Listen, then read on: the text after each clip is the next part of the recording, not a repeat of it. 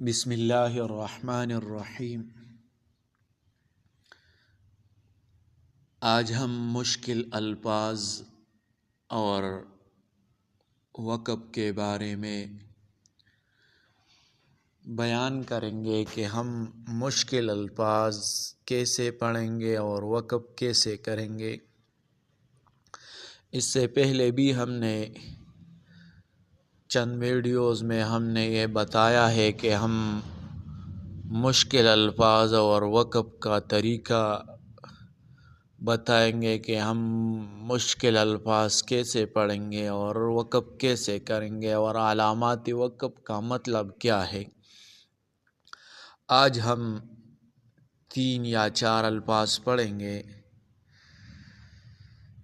پہلا لفظ ہے وَلَا تَزِرُ وَازِرَةٌ وِزْرَ أُخْرَى۔ یہ لفظ اکثر لوگ غلط پڑھتے ہیں،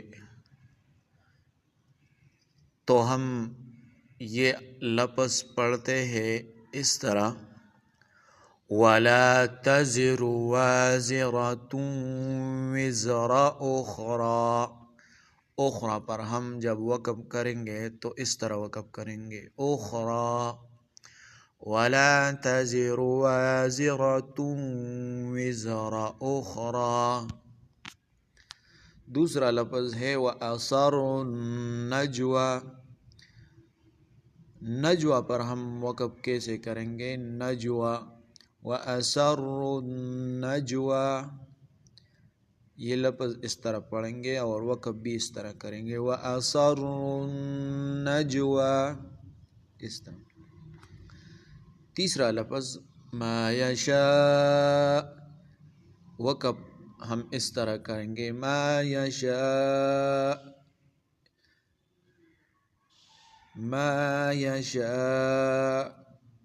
اس آیت پورا ہونے کے بعد ایک چھوٹا سا لفظ لکھا ہے السجدہ، یعنی یہ آیت سجدہ تلاوت کی ہے۔ اس کے بعد آپ پر سجدہ لازم ہے کہ آپ سجدہ تلاوت کریں۔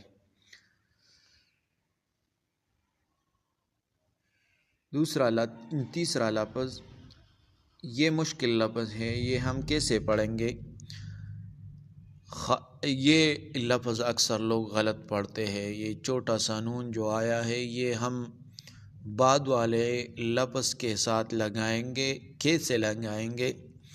خیر اطمأن بہ،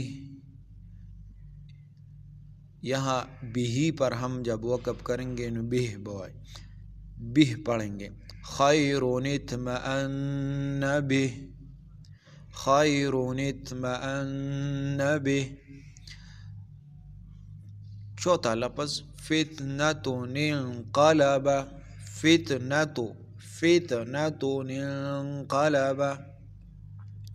تو یہ 4 لفظ ہو گئے، یہ 4 یا 5 لفظ ہو گئے، تو یہ یاد کر لے اور دوسروں کے ساتھ شیئر کر تاکہ وہ بھی یہ سیکھ لے۔ جزاکم اللہ احسن الجزاء، اور چینل سبسکرائب کریں۔